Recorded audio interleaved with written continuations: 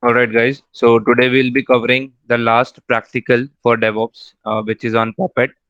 So Puppet is again a configuration management tool, just like your Ansible.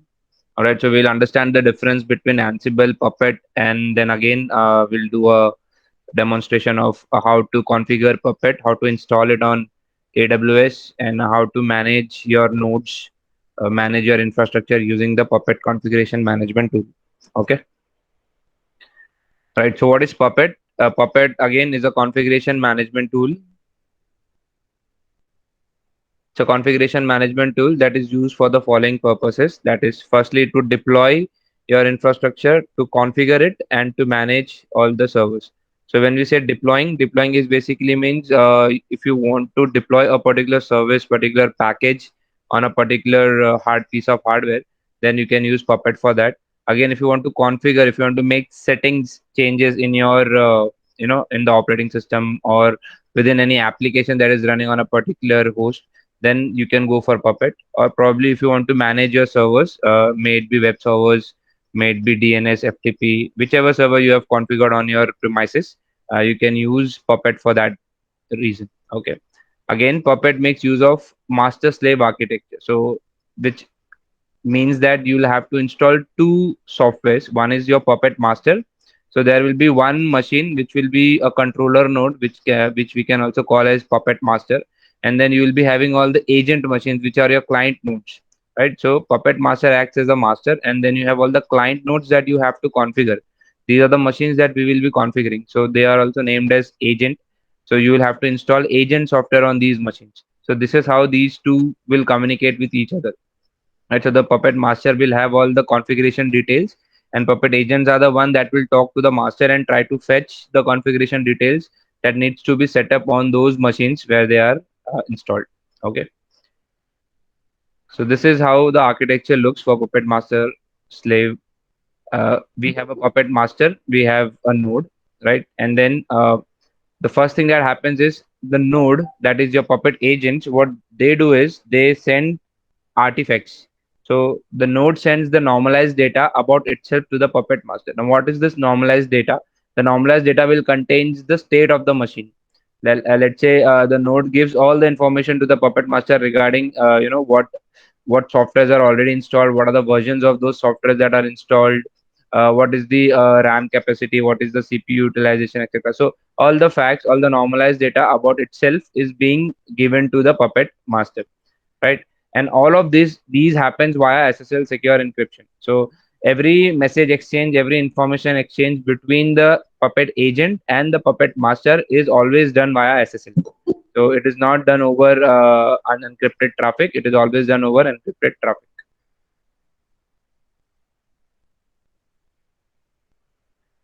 All right, so the first thing is the node sends all the facts to the Puppet master.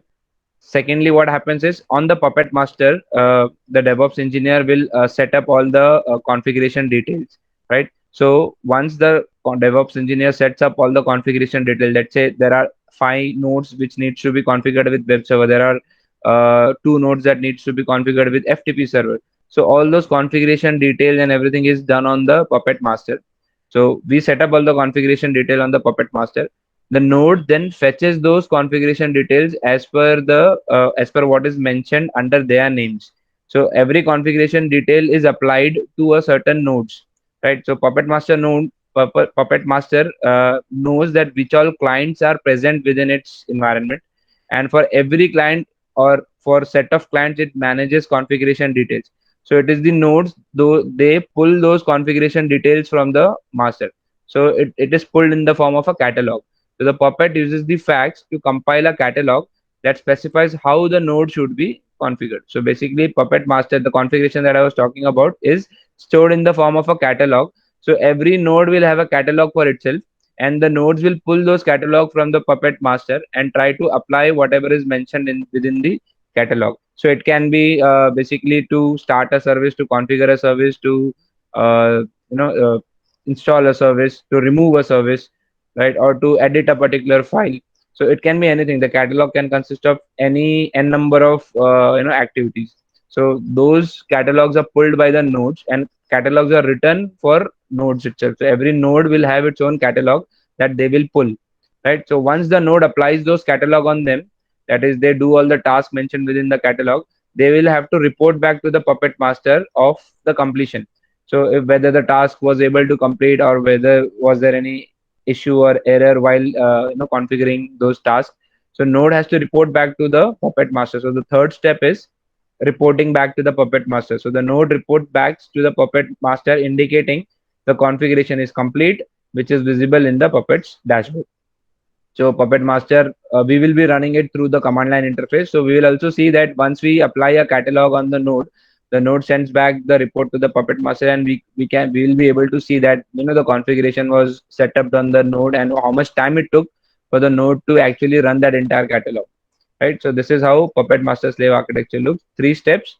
First is node sending all its artifacts in a normalized fashion to the Puppet Master. Puppet Master will create catalogs for every node. The node Puppet Master won't apply the catalogs on the node. The nodes will pull those catalogs from the Puppet Master, right? Because Puppet Master is busy creating catalogs. So here, unlike Ansible, where we push the playbook on the clients, here in Puppet and in the Puppet configuration management tool, there is no push concept. There is a pull concept where the client pulls the catalog from the server, applies those catalog on them, and then sends back the result back to the Puppet Master. Right? How the connection between the Puppet Master and Puppet agent nodes takes place. So, like I said, every connection or every communication that takes place between the master and the node is via SSL encryption, right? So, security is of prime importance over here, because you don't want any intruder to create a rogue Puppet Master or a duplicate Puppet Master on within your same environment, within your LAN environment, and then deploy catalogs or deploy tasks which may disrupt the services on your node machines, right? So that can be possible. So that is one of the attacks that can take place, right? So in that case, SSL is very important. That is, every node must trust the catalog that it is pulling from the master, right? So that is only possible if there is an exchange of certificates. If the node trust already has a trust established with the master node, that yeah, it knows the master node well, and it can trust the catalog that it is pulling from the master node, right? So for which you need SSL. So how this entire thing happens is the Puppet agent and the Puppet Master. First, the Puppet agent, before pulling any catalog or running any catalog on it, the Puppet agent first it will request for master certification, and it will ask master to send its digital certificate. The master will send its digital certificate. The Puppet agent will request. Now the Puppet Master will request slave for its certificate. The Puppet agent, that is the Puppet slave, will send its certificate to the Puppet Master, and now they both will generate a trust between each other, that yeah, I know that this is the Puppet Master, and I know this is the Puppet agent, and they will come to a common key. They will arrive to a common key, a common symmetric key, using which they will encrypt the further sessions, right? So I hope you know how this symmetric key and asymmetric key concept works. So first, to establish trust with each other, they will be making use of asymmetric key cryptography, and then they will decide upon a common key, which will be shared with each other, and then rest of the communication will take place through that symmetric key, right? So now Puppet agent will request for data, so it will pull the data from the Puppet Master. What is that data? It is basically the catalog. So Puppet agent will always pull the data from the Puppet Master. It will always poke the Puppet Master. It will always probe the Puppet Master about, is there any catalog that I need to apply on me. So it constantly keeps on. So that it depends upon the settings that we will do on the Puppet agent. So usually, most of the times we manually request for the data. So the DevOps engineer, has to manually probe the Puppet Master for any settings, or you can make it automated by setting up a particular feature or a function within the Puppet agent that probes on a timely basis to the Puppet Master and asks for any new catalog if it has to apply. Right. So this is how the entire communication takes place between Puppet agent and the Puppet Master. Right. So let's begin with Puppet installation. We will be so what we have for demonstration is,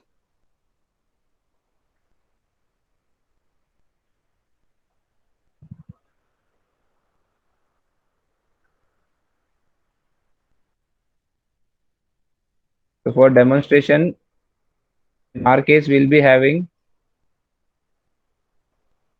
two EC2 instances.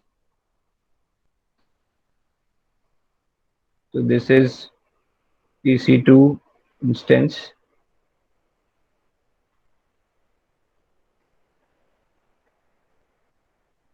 The one will be our puppet master. This will be our puppet master, and one will be our puppet slave, right?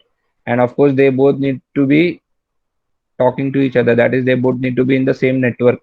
So communication, of course, when we say we are doing such things, the nodes need to interact with each other. So the master should be interacting with the slave, and the slave should be interacting with the master. So they will both have an IP address using which they will communicate with each other. So we need to make sure that these IPs can interact with each other, right? So again, we will be using free tier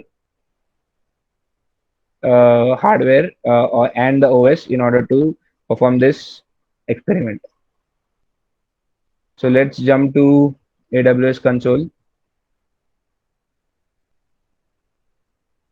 Right, so this is our AWS console. We'll go to the EC2 service.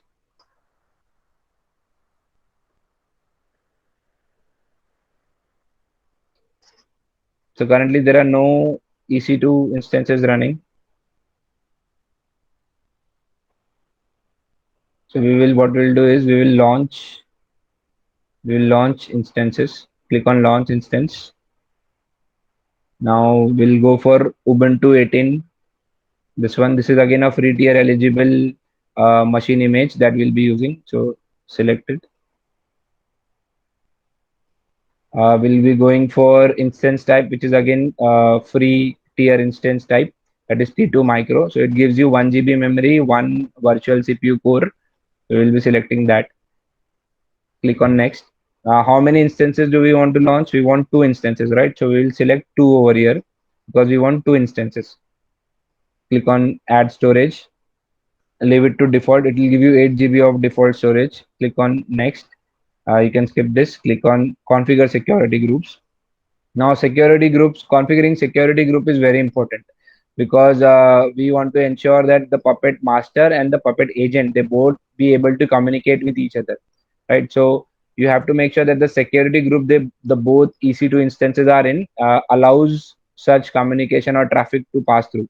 So what we'll do is we'll create a new security group so that such traffics will be allowed to pass through. So let's say I give it a name, puppet hyphen master hyphen agent security group. So this is the name that I want to give, and description you can change. Puppet. So currently there is one rule, that is you will be able to SSH into your EC2 instances. Of course, we want to SSH into the EC2 instances because this is the only way through which we'll be able to connect to them and configure it. So let this rule be there. We'll add one more rule. Let's say I want to add a rule for HTTP traffic. So I want both the instance we should be able to connect to them via HTTP. So we'll see, because once we deploy a LAMP stack on the agent, what we are going to do is we're going to deploy LAMP stack on the master, sorry, puppet agent. So we'll need to have HTTP enabled, right? So HTTP, add another rule. Of course, we'll be pinging each other to check whether they are connected or not. So ICMP. So I have added for ICMP as well. Again, this is from anywhere. Then again, add rule. Now this is very important, custom TCP 8140, because whenever the master and agent, they communicate with each other and they try to exchange certificates, this is the port through which the master and the agent, they try to communicate with each other for the exchange of certificates. So you have to ensure that in a puppet master agent configuration, port 8140 is always enabled. Okay, so custom TCP port range is 8140, and anywhere they should be able to any traffic coming from any IP should be able to hit 8140. Ideally, you should mention the IP address of your EC2 instance over here, but it's okay for the timing. We'll keep it to anywhere. Okay, so these are the four things that we have to enable in terms of security groups. That is, allow SSH traffic, allow HTTP, allow ping packets to transfer from one EC2 to another, and then allow port number 8140 so that the certificates can be exchanged. Okay. Once we are done with this, we can click on review and launch. So you can review whatever you had configured, T2 micro, the amount of hardware resources we'll be using, and the a machine image that we are using is Ubuntu Server 18. Again, the security group, instance details, all that you can check, number of instances and all, and then you can click on launch. Now, either you can go for a new key pair or you can use an existing key pair to connect to your machine to EC2 instances. But I already have a key pair with me, so I'll be using the existing one. So let it be this one. Click on next. So acknowledge this and click on launch instances. So the instances are getting launched. If you click here on view instances, you will see they are in pending state. Once they get launched, they will be in running state. Okay.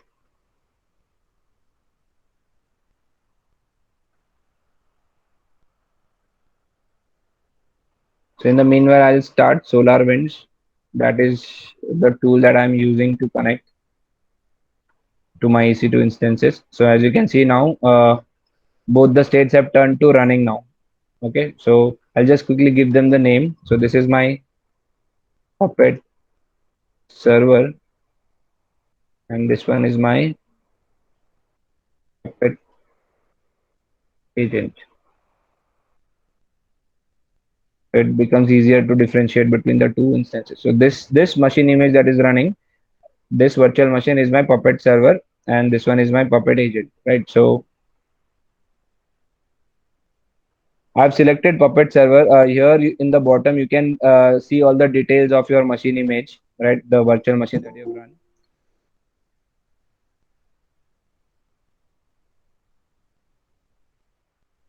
Okay, so now what I can see is I have a public IPv4 address. I have a public IPv4 DNS. Similarly, I have a private IPv4 address and a private IPv4 DNS. I need to SSH into my Puppet server, right? So what I'll do is I'll just copy this IPv4 DNS, go to the Solar Putty, and I've already created settings for Puppet server and Puppet agent. I'll just edit it. So I'll just paste the DNS over here. Is you have to paste the IP hostname, port, type of connection I want to make is SSH, and the credentials I want to use is tutorial. Save this. See, under the credentials tab, I already have a credential called tutorial, and where I've set up the username is Ubuntu and the private key is tutorial.ppk file. Okay, so you have to create credentials. You have to go to sessions. You have to create sessions, and under sessions, you have to populate all the details using which you will connect to your EC2 instances. So I have pasted the EC2 instance ka DNS over here. All right, I'll save this, and I have to do the same thing for my Puppet agent. So I'll select the Puppet agent. I'll copy the IPv4 DNS, go back to SolarWinds over here, and go to the Puppet agent. This time I'll replace the previous one with the new one. Okay, and rest of it is the same. The credential is again I'm using the tutorial key. So credential selected is tutorial. I'll save this. Now that both the things have been edited, my Puppet server and my Puppet agent, I'll double click on it to start the Puppet server. It says, do you want to exchange the keys and all? I'll say yes. Again, if I click on Puppet agent, I'll make connection with Puppet agent. Say yes. So now you'll be able to see that I'm connected to my Puppet server and I'm connected to my Puppet agent on the command line interface.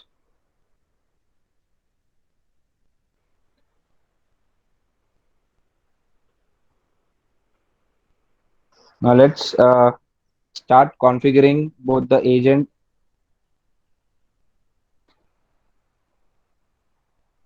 Now what is very important in Puppet configuration is you have to configure the host names. So you have to configure the host name as fully qualified domain name. That is very important in Puppet configuration. So currently if I type host name over here,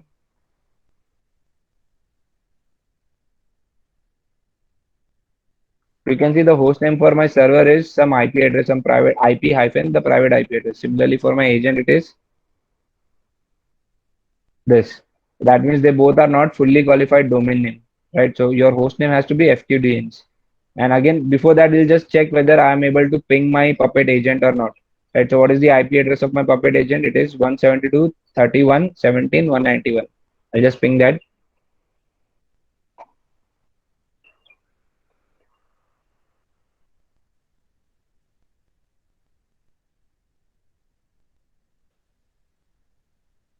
Okay, I'm getting replies. That means server is able to ping agent. Similarly, agent should be able to ping server. So I'll just see that.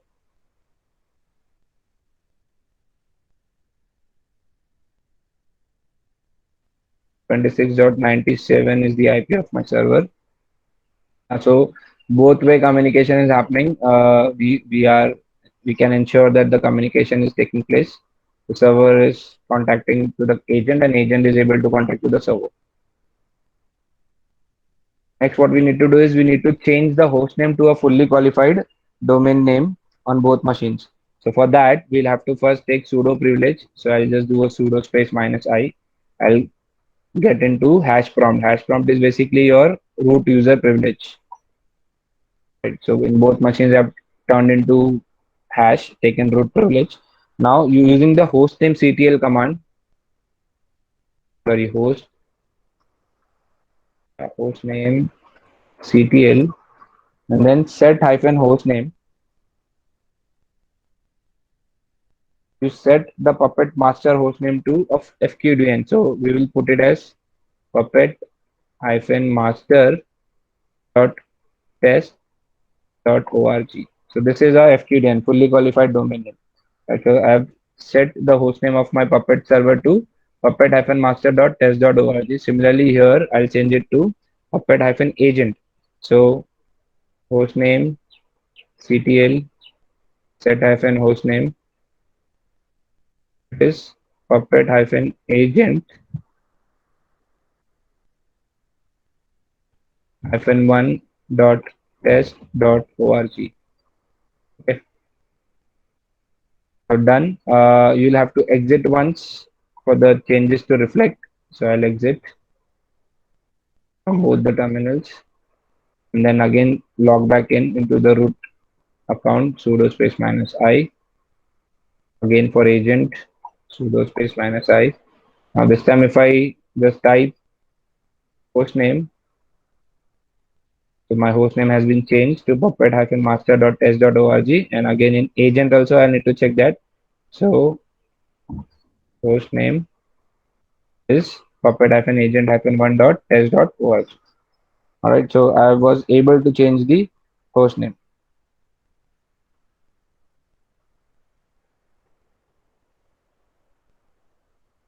Now next thing that we have to do is now server and agent, they both know each other by the IP address, but they don't know each other by their FQDNs. So we need to tell the Puppet server that the Puppet agent's FQDN is this, and we need to tell the Puppet agent that the Puppet server's FQDN is this.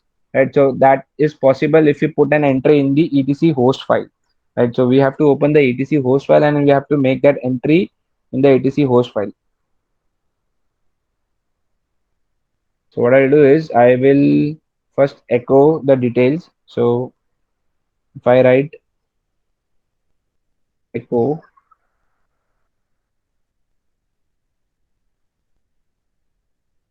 host name space -i, that is give the IP address, and space again backtick and host name.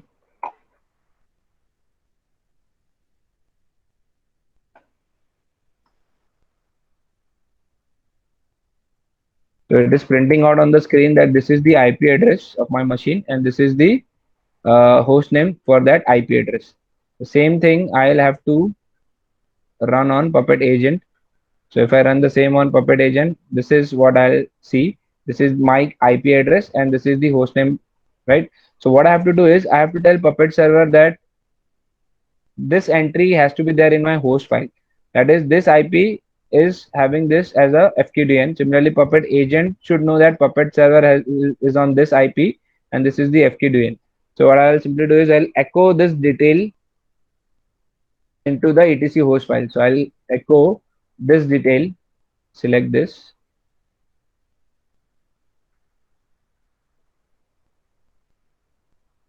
So I'm echoing what? That where is my Puppet agent? This is the IP. This is the host name of the Puppet agent, and I have to make this entry where in the etc host file. So slash etc host. Done. Entry is made. If you, I'll show you the etc host file.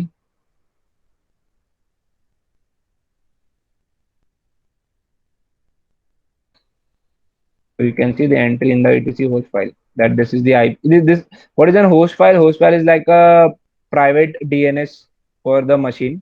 The if whenever we type IP, whenever we type a name, it gets translated into IP, right? So this is kind of a private DNS for every machine. Here, that is what we have done. We have translated that if this is the FQDN that the service will be looking for, the IP address to connect to is this on the server machine. The same thing we'll have to do on the agent machine. So I'll just copy this detail, go to agent, I'll write echo, and I have to echo what? Where is the Puppet master? So given the IP and the detail, I'll just say append it in the etc host file.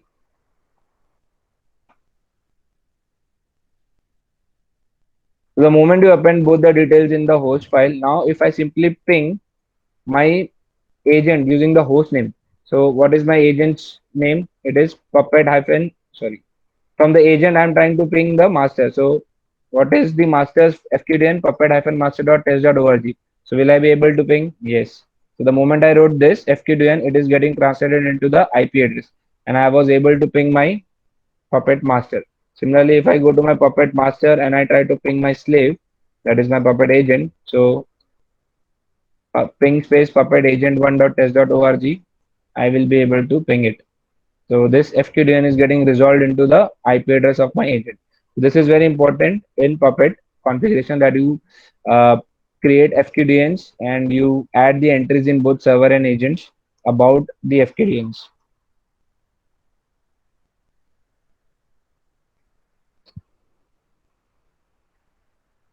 So with this, we are completed with setting up server and agent. Although we have not installed software, but at least the initial part is done. We have configured hostname, FQDNs, and we were able to ping each other with the fully qualified domain names. Okay. Now next, what we have to do is we have to install the softwares. And so we'll have to install software for Puppet server, and then we'll have to install software for Puppet agent. So to install software for Puppet server, the command is apt install Puppet master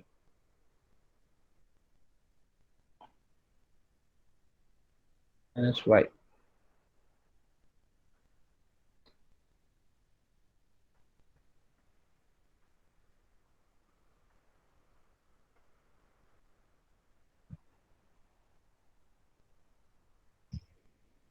Is there a spelling mistake? Puppet master.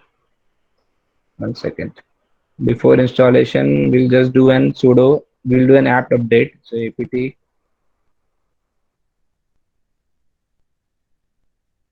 over here also we'll do apt update.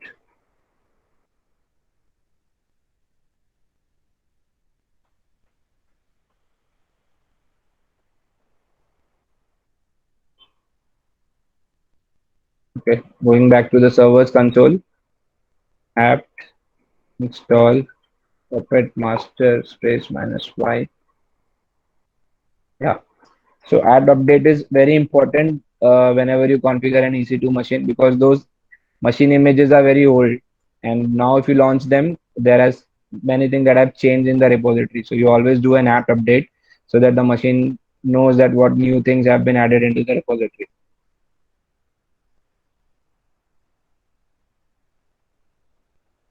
Alright, so the Puppet master has been installed on my Puppet server machine.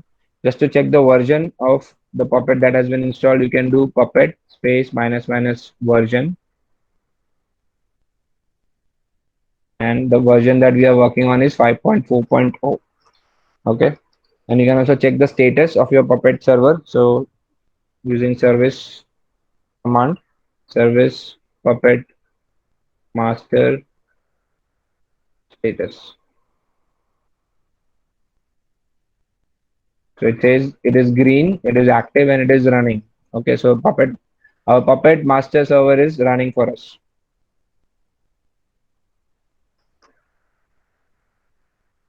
Now what we have to do is we'll switch to the agent machine, and in the agent machine we'll install the Puppet agent. So in order to install Puppet agent, the command is apt install Puppet space -y. So this time we're not installing Puppet master, we are only installing Puppet, which is the Puppet agent tool or package.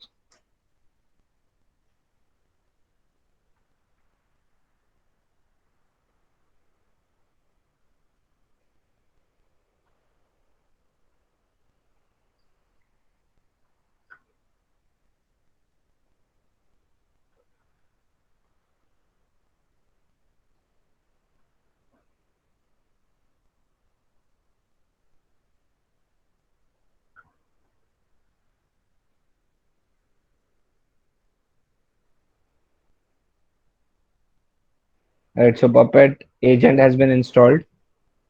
Again, we can just check using Puppet hyphen version to see what version has been installed. Yeah, it is again 5.4.0. All right. Now we have to do some configurations. So what we'll do is we'll have to tell the Puppet agent that who's the Puppet master, right? So Puppet agent has been installed on this machine. It has to know who's the Puppet master that it has to contact to. So we'll go to the configuration file of Puppet, which is available under etc puppet puppet.conf, right? So I had explained you in the initial practicals that in Linux, everything is a file, and then whenever you want to tweak any, or you want to make any configuration edits to the packages that you have installed, you'll have to go and configure a file. So the configuration file for Puppet agent is present in the etc directory under the Puppet directory. The name is puppet.conf. So you'll have to open this. When we open this, there are two sections that we can see over here. One is the main section and one is the master section.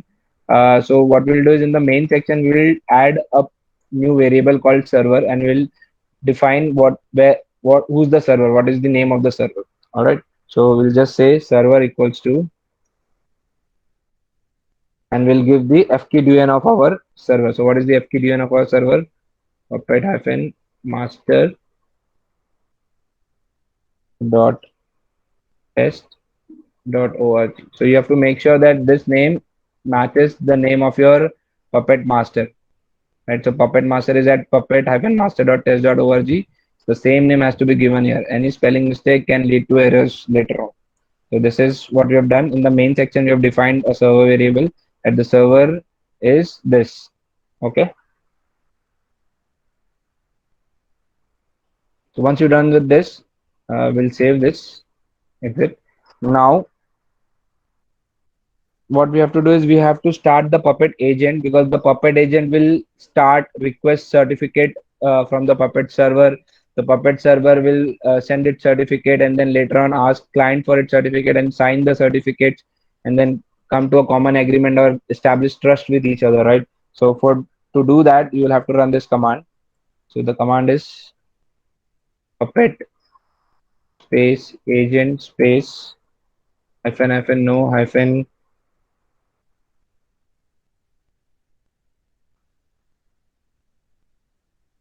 demonize hyphen one time hyphen verbose.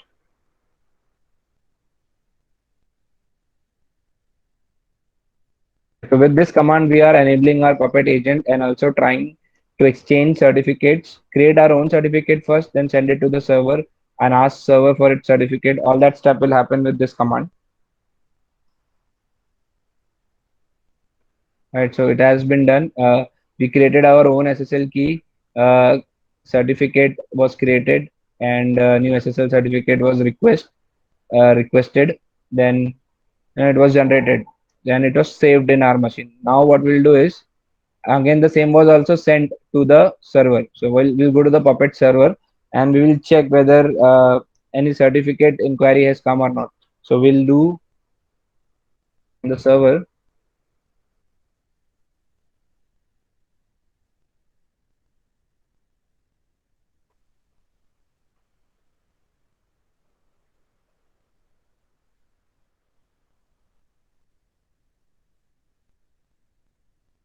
we'll do Puppet space search space list space minus all. When we hit enter over here, we can see that we have a certificate request from Puppet agent1.test.org. Right. So what server has to do now is it has to sign the agent certificate. Right. So Puppet server will have to sign the agent certificate. So to do that, what the command is Puppet search sign and the name of the agent that you want to sign the certificate for or establish the connection with.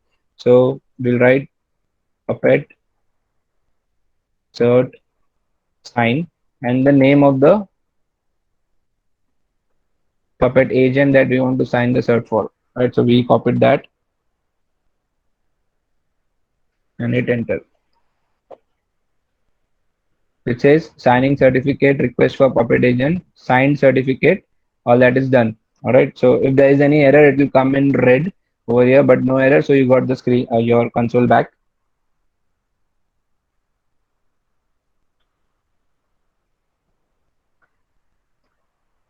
Now with this, we'll go back to the Puppet agent over here and we'll do a Puppet agent enable. After signing certificate, you have to do this. You have to enable the Puppet agent again. And we'll have to tell the Puppet agent who the server is again. We can do that Puppet space agent FN server and the server's FQDN, which is Puppet master.test.org. Done. So we are done with setting up, installing both Puppet server and agent, and we have ensured that both are communicating with each other. So this is done for us. All right. So moving on. Now, how do we configure nodes from Puppet server? What are the techniques that are available to configure? So for in Ansible, we had playbooks. So we wrote playbooks and then we ran those playbooks on our nodes. Right. So we pushed them onto the agent nodes where we wanted to run them. Right. So what do we have in Puppet? Do we have playbooks or do we have something else? So in Puppet, we have something called as manifest, right? So we write manifest and we then basically it's kind of a catalog that we create and then the agents will pull those catalogs from the server. So let's understand the theory behind it. We'll keep this aside for a while. So let's see the use case for how we will be using Puppet to configure our agent nodes.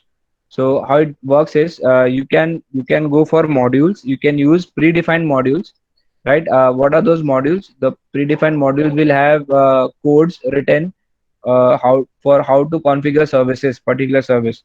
So you can have predefined modules which will help you configure PHP. You can have predefined modules that will help you configure MySQL on your agent nodes, right? So you can use those predefined modules and you can declare these two modules into your Puppet manifest. So you have a Puppet manifest file under which you have to define all your modules. And finally, the Puppet agents will pull these configurations from the server, that is PHP and MySQL configurations, and they will be installed on the Puppet agents, right? So the manifests are available in the Puppet master. The manifest can be broken down into smaller things like classes, resources, classes, modules. We'll see that in more detail. But then again, remember, Puppet agent pulls these manifests from the Puppet master. It is not applied by the master. It is fetched by the agent. Unlike Ansible, where in Ansible we saw that we were trying to run a playbook from the Ansible controller node on the Ansible clients, right? So when we talk about Puppet manifest and modules, this is how it works. You have the basic element is the resources and the classes. So resources are the very basic element of your Puppet configuration. So then if you club those resources, you can create a class out of it. All multiple classes can be clubbed into a manifest and multiple manifests can be clubbed into a module. So this is how you can have various configuration setups. Either you can simply define resources, or you can club multiple resources into a class. If there are multiple classes, you can club them into a manifest, and if there are multiple manifests, you can put them all into a module. So this is more clearer representation of how things work. So you have resources. Multiple resources can be clubbed into a class. Class can be written or mentioned within the manifest. Multiple manifests can be clubbed together and put inside a module. Now this is how a resource looks. So resources are the fundamental unit for modeling system configurations. Each resource describes some aspect of a system like a specific service or a package. So like I said, resource is the very smallest element, the very fundamental unit of your entire configuration. How a resource can be configured is using this syntax. You have to specify the type of resource you want to configure. You have to give it a name, and then you have to set all the attributes and the values for the resources you're trying to configure. What are the different resources that you can configure? You can either configure a service, you can either configure a package or configure a file. It can be anything, right? For example, here the type of resource they are trying to configure is a file. The name of the file is etc.inetd.conf. So this is the file that needs to be configured, and the attributes and the variable is saying that ensure that this file is available at this location under etc inetd. Okay, so you have multiple attributes that you have to learn, and there will be different attributes for different resource types. So this is what you have to learn in Puppet. That is how to configure a resource using multiple attributes and their values, right? Again, a group of resources. So if you group multiple resources together, if there are more than one resource, you can group all of them in a class. So how do you define a class? Using the keyword class, you can specify the name of your class, and within these curly parentheses you can specify all the resource codes. So all these resources you can define within the class over here. So group of resources can be organized into classes, which are larger units of configuration. While a resource may describe a single file or package, a class may describe everything needed to configure an entire service or application. So it is true that when you try to configure a service or application, you're not only configuring one aspect of it. There will be multiple aspects or multiple things that you need to configure for that service or application. So it is always good that you create a class when you're trying to execute multiple tasks together. That is, you're trying to execute multiple resources. But if you're using executing only one resource, then there is no point using class. You can simply mention the resource in the manifest file. Okay. Now, what is a manifest file? So Puppet programs are called manifest files. Just for for quick comparison, in Ansible we have playbook, the YAML playbook that we wrote in Ansible in the previous practicals. So similarly in Puppet you have a manifest file which is denoted as .pp. So the extension to manifest file is .pp. Okay, manifest file are composed of Puppet code, and their file names use the extension .pp. So this is how a manifest file looks. The manifest file has, the first thing that it has is a node. So the manifest tells that this manifest belongs to which node. This manifest should be run or should be fetched by which node. So you have to specify the node keyword, and then within the single quotes you have to specify the name of the node where you want to run those manifests. So in our case, our Puppet agents FQDN is what? Puppet-agent-1.test.org.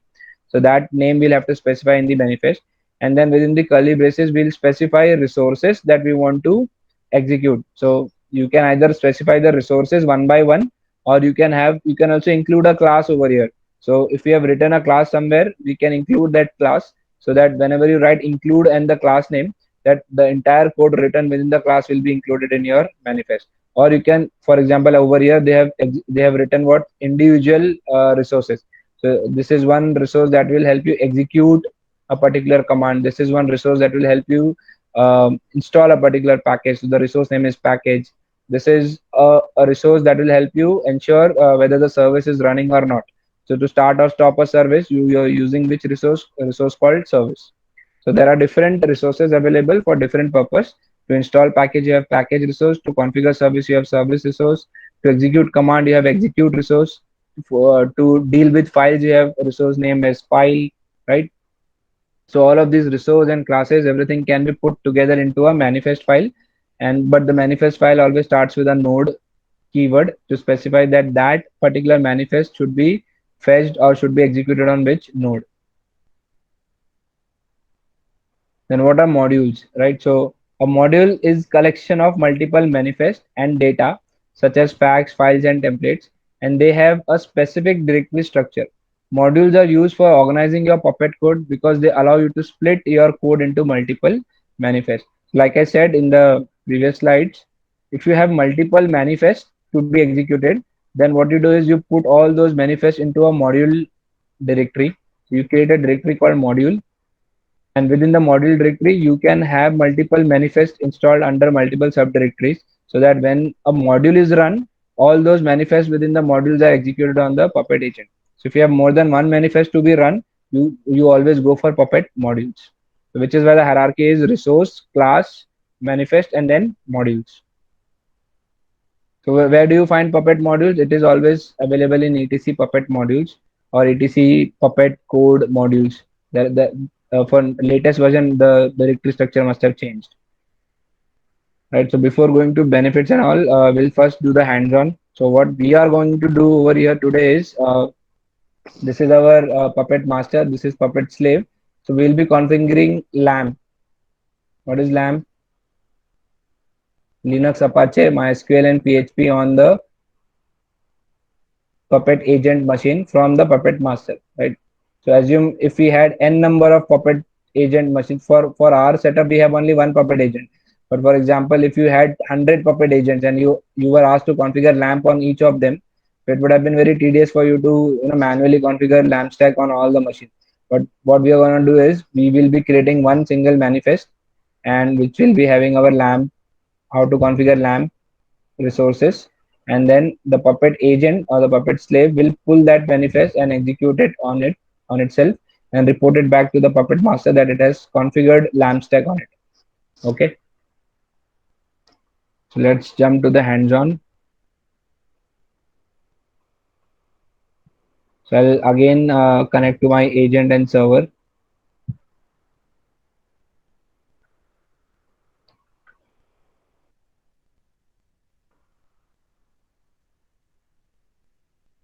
Again, we are in the Puppet server now. What we have to do is we have to create manifest file, right? So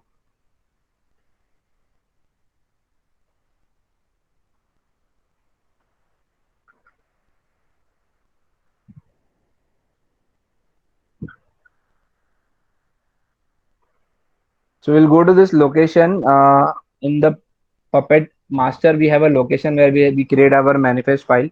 So you have to go to this location. You have to create a directory under that location. So mkdir space -p slash etc Puppet, under which we'll create code environment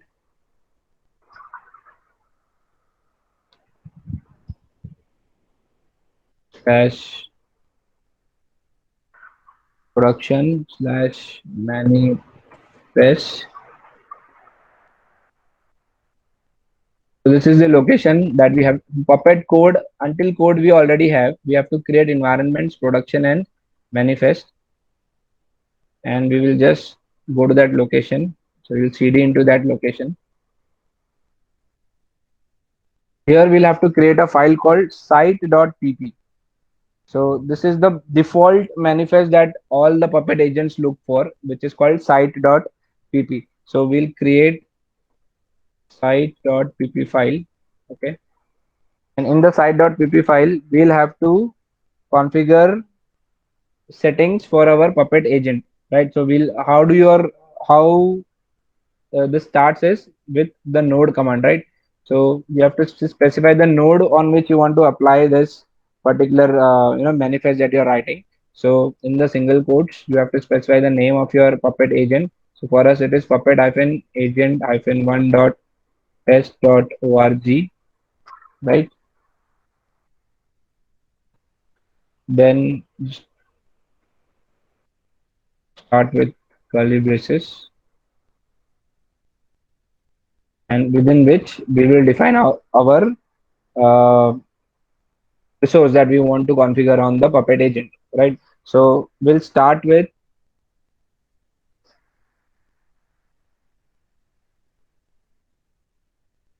package. We'll what we'll do is we'll configure a package. So we'll start with the package resource. So package,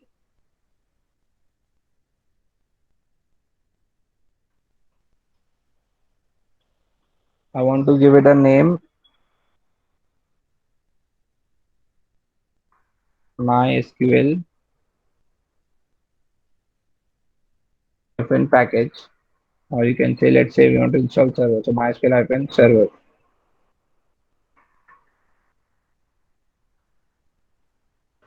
And then I'll have to specify the attributes, right? So attribute is first is name of the package.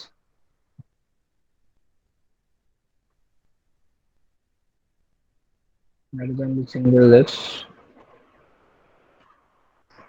Name of the package is what? MySQL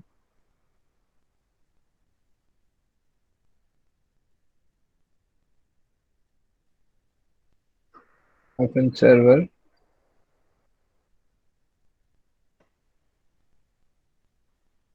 And I have to ensure that is, so this ensure attribute make sure that it is installed, right? So ensure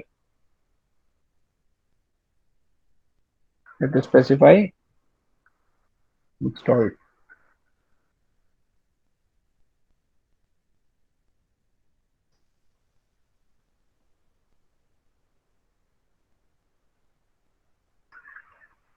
Right, so this is what I've written inside my site.pp manifest. This is the default manifest file. I've said for node puppet agent, I am using a package resource where I'm specifying the name of the package is MySQL server. And this is just the name of the resource that I'm giving. And here under which I've specified that the name, under the name attribute, I'm specifying the package name. And I'm using the attribute ensure to make sure that this package is installed. Okay, save this, save this on the server. Now, just to ensure that the indentation matters a lot in Puppet, so you have to ensure that whatever manifest you have written is validated, is can be parsed properly or not. So you can use Puppet parser validate command to validate your manifest file. Right. So if there was any error in my manifest file, it would have showed it on the screen. But now since there is no error, the parser says that it validated it and the file is correct. And since I got the prompt back with no error, it means that the entries within the file is correct. Okay. So you can use the command puppet parser validate name of your manifest file to check whether is there any indentation issues or any syntactical mistake that you have made. Okay. Now I have written this manifest file. Will it be by default applied on the agent? No, because it's a master server, master slave configuration. The agent will have to pull it from the server. So if I show you currently MySQL,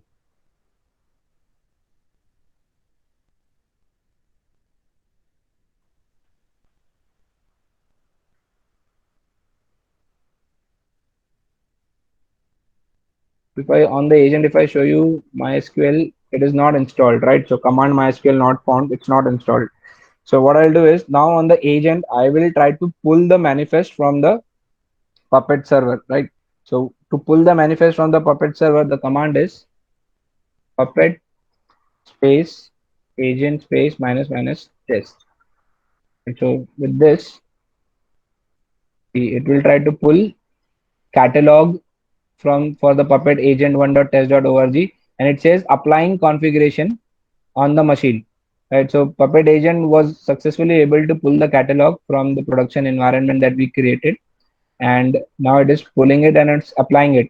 So basically applying as in it is installing that package for us on the server machine, on the agent machine.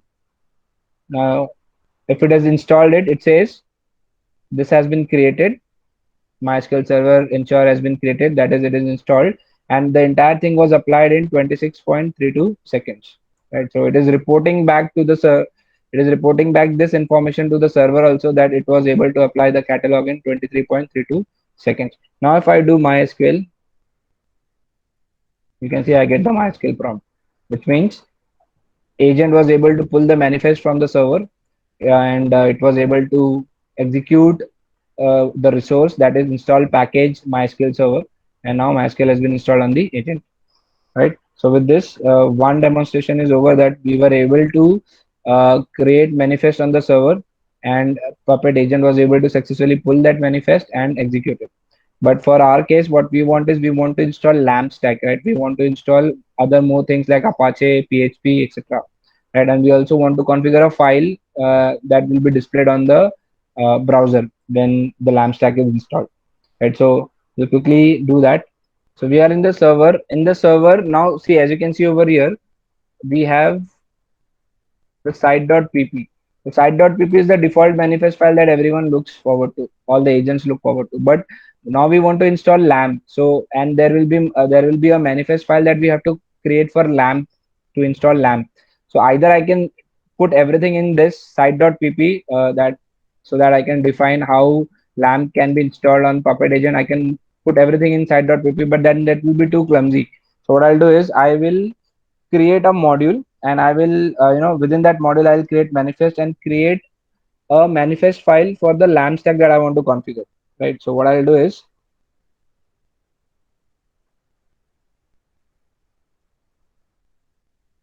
we'll go to the environments,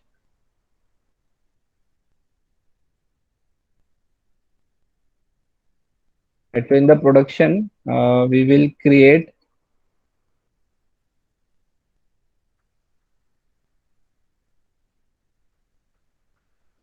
module minus p slash, we want to create modules for LAMP. So LAMP slash manifests directory we have to create.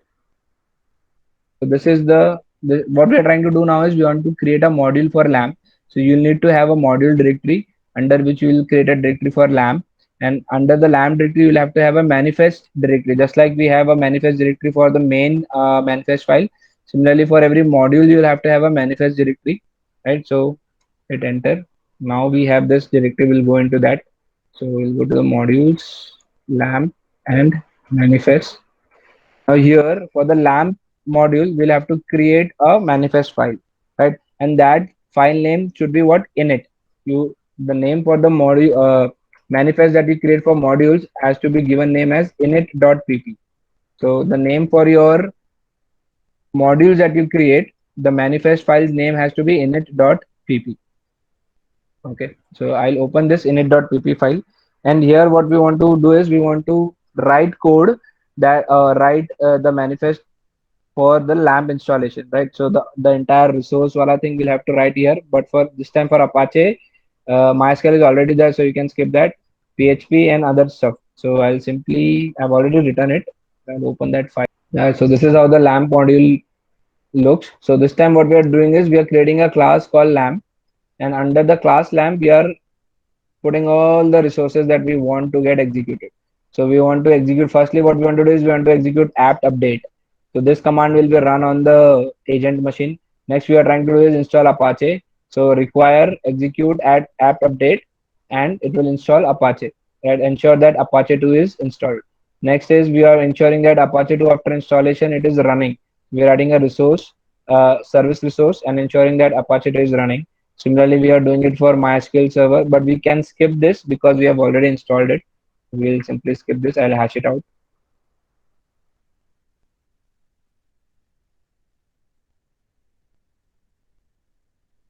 Then we're ensuring that MySQL is running. So we'll keep this.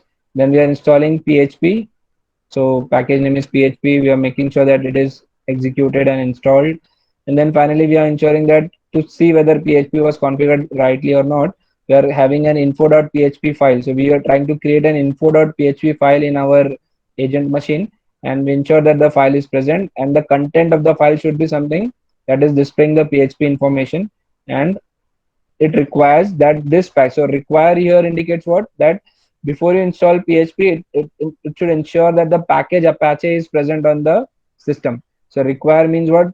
To have this file written into the agent nodes, you have to first ensure that the Apache service is available on the agent or not, right? So you can specify these attributes to, to perform certain tasks. So in our case, it is to ensure that the file is created, to ensure that the file has these contents, and to ensure that before we run this package, before we run this resource, the package Apache is present on the system. Unless the package Apache is present, this file will take no effect. Okay, we'll just copy this, come to the server and paste it. So I have pasted it over here. Save it. Open it again for you. So nano. Right, so the class lamp and all the code has been pasted over here. Okay.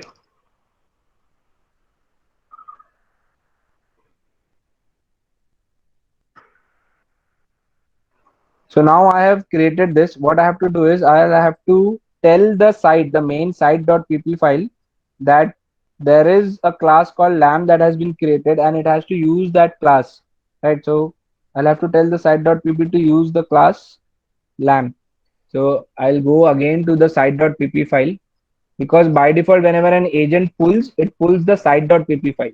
So although you created a module for lamp, you created your manifest for lamp file, which is init.pp, you will have to tell the site.pp that there is a class lamp that you created, and then the site.pp, the agent will look under, it will look for a directory called lamp, and under the lamp directory it will try to look for manifest directory, and under the manifest it will try to look for init.pp file, and look for a class lamp inside init.pp file and try to execute it. Right, so we'll have to tell site.pp that there is a class that it has to include in it.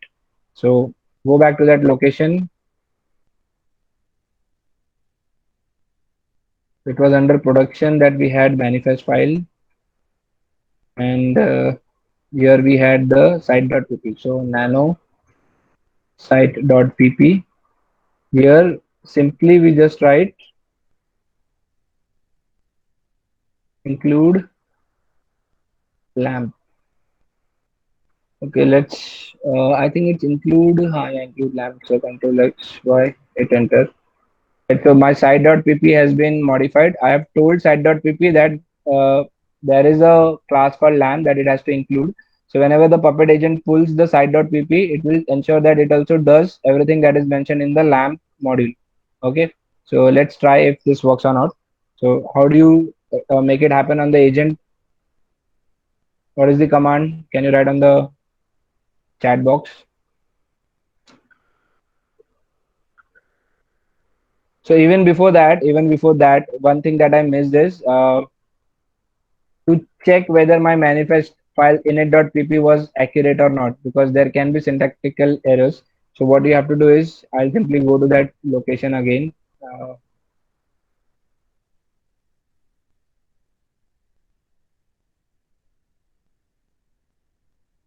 and puppet parser validate init.pp.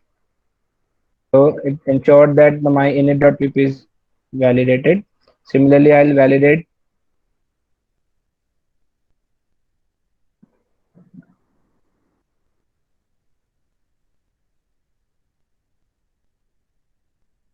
my site.pp, puppet parser validate site.pp.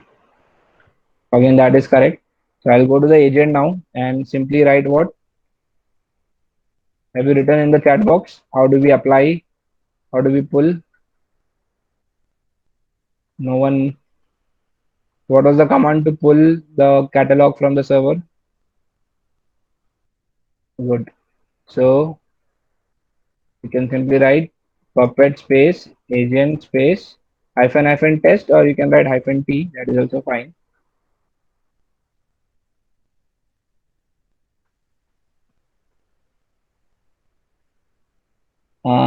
Yeah. So stage main lamp execute returned executed successfully applied in 2.58 seconds. Let me check service. Yeah, so it installed Apache 2, right? As you can see, Apache 2 has been installed. Again, if I check PHP version, the PHP has been installed.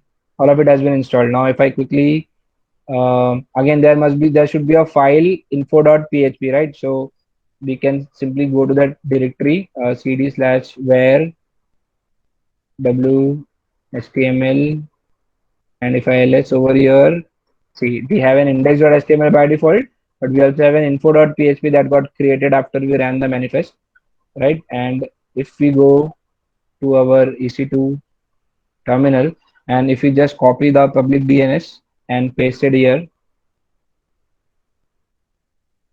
slash info.php,